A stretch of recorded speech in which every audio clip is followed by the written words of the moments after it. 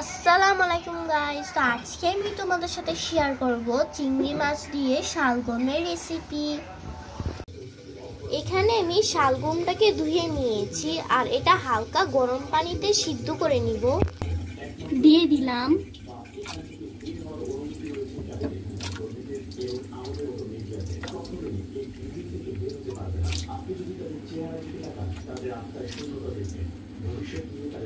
শালগমটা হালকা সিদ্ধ হয়ে গেছে, এটা আমি তুলে নিয়েছি। কড়াইটা বসিয়ে দিয়েছি, দিয়ে দিব তেল,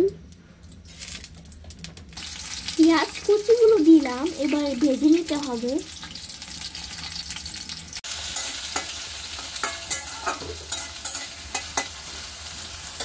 এই যে এখানে আমি চিংড়ি মাছগুলোকে ধুয়ে রেখেছি।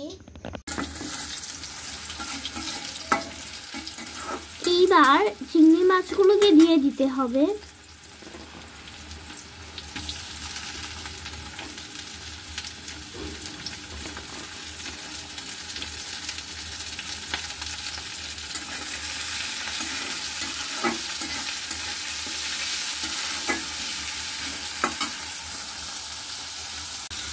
এইবার কাঁচামরিচগুলোকে দিয়ে দিতে হবে।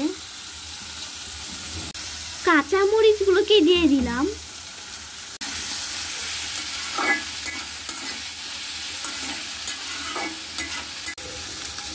পরিমাণ মতো লবণ, হলুদের গুঁড়া, ধনিয়ার গুঁড়া, মরিচের গুঁড়া,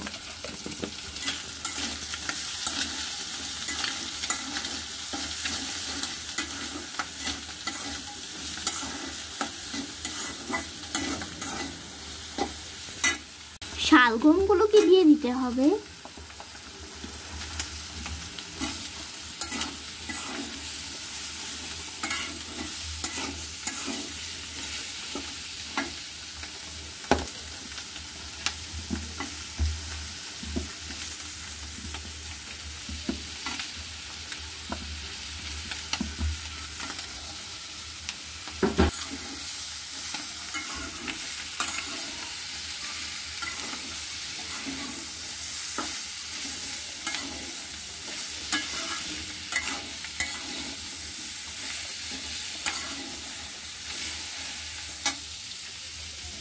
পানি,